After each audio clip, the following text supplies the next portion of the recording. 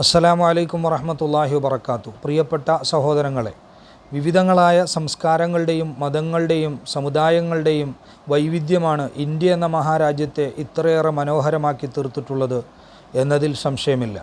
ഇതുപോലെ കേരളീയ മുസ്ലിം സമുദായ പരിസരത്തെ സുന്ദരവും സമ്പന്നവുമാക്കി നിലനിർത്തുന്നതിൽ ഇവിടുത്തെ പണ്ഡിത സഭകളുടെ സ്വാധീനവും സാന്നിധ്യവും അനൽപമായ പങ്കാണ് വഹിച്ചിട്ടുള്ളത്.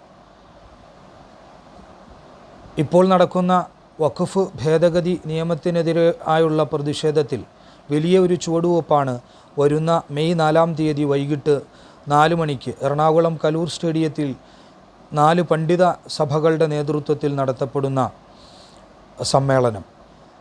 അത് ചരിത്രമായി തീരാൻ പോവുകയാണ്. അള്ളാഹു തൗഫീഖ് നൽകുമാറാകട്ടെ. നാം ഓരോരുത്തരുടെയും സാന്നിധ്യം ഇതിൽ ഉറപ്പുവരുത്തേണ്ടതായിട്ടുണ്ട്.